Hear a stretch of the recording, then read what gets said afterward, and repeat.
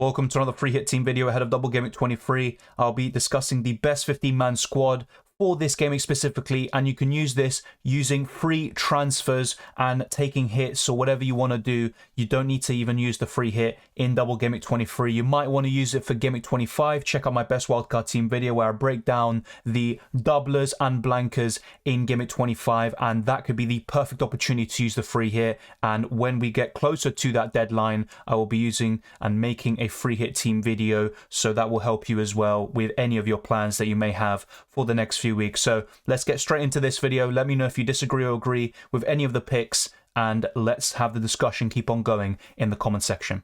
As usual, I would opt for Nick Pope in this week. Despite the likes of Edison and Ramsdale having the double, I still think Pope could score a similar amount, even outscore them. And you also want to cover the Arsenal Man City assets in the outfield positions, in my opinion. So I would go for Nick Pope away to Bournemouth. I think Newcastle have a really good chance of a clean sheet. They've been on an excellent run defensively since the World Cup. I don't see any reason why that should change, and I think Nick Pope will do the job for you. And even if he's the most expensive goalkeeper in the game, it's still worth investing that much on a free hit in Gameweek 23.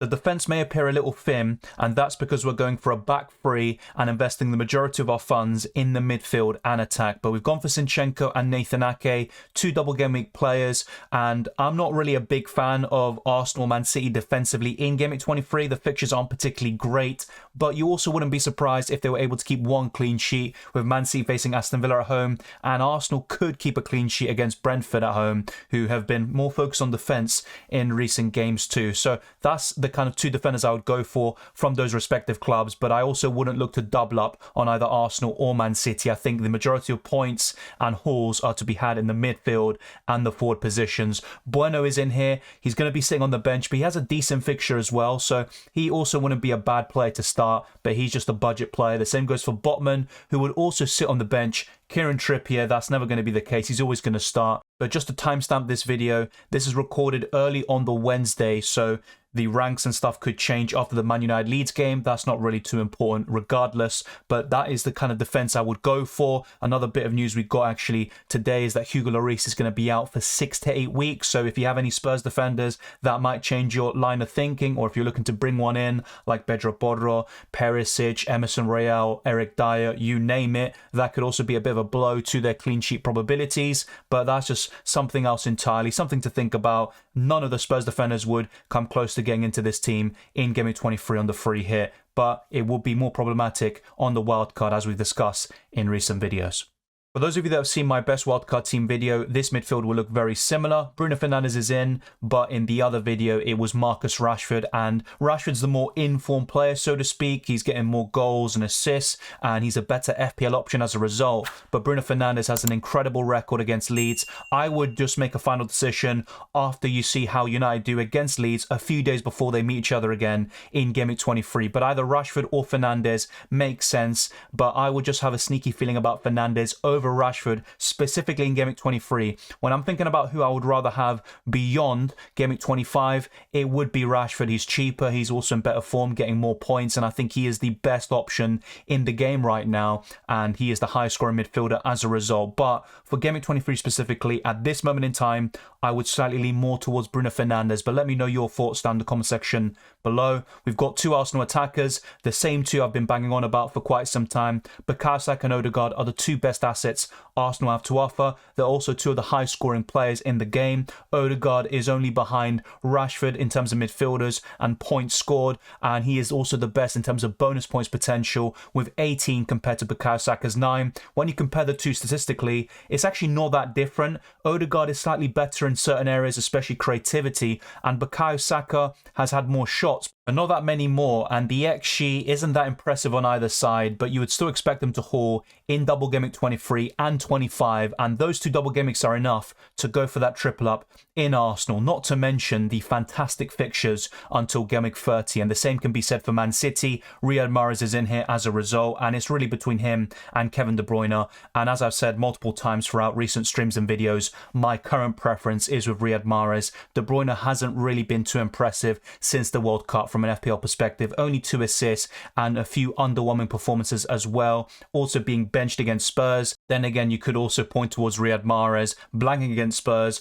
and Man United away, and also being subbed off early in that recent game against Tottenham Hotspur. So there's a lot of kind of ups and downs with these Man City assets, but ultimately just take your poison, and I would go for Riyad Mahrez right now. The last midfielder is Mitoma. He's been in excellent form. You can't ignore form, really, and he's facing a rather dysfunctional and inconsistent Crystal Palace side. I think Brighton will get the better of them. It is worth noting that Brighton have struggled against the Eagles in recent years. Wilfried Zaha has terrorised them on multiple occasions, but there is no Zaha to worry about, and Mitoma is one of the most informed players in the league. So I think this midfield 5 is sensational and will get the job done for you, not only in Double Game Week 23, but also whenever they actually have a fixture.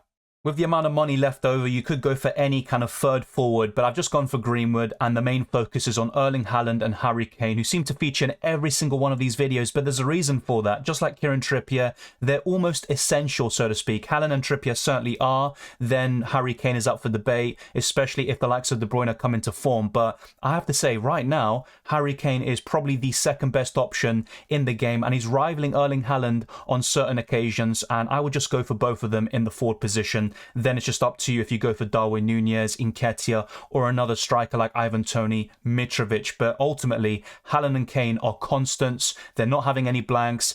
Haaland has a double in 23 and also some excellent fixtures to boot for the next 10 game weeks. The same can be said for Spurs. So I would just go for these two. Then it's up to you if you want to invest more money on a free hit on that third forward. But ultimately, you don't need to. So now let's go to FPL.team. Check out that website and visualize your future weeks, and you're able to plan ahead and make the best decisions for your FPL team. And I'm going to show you how we'd line up and also the captaincy and all of that good stuff.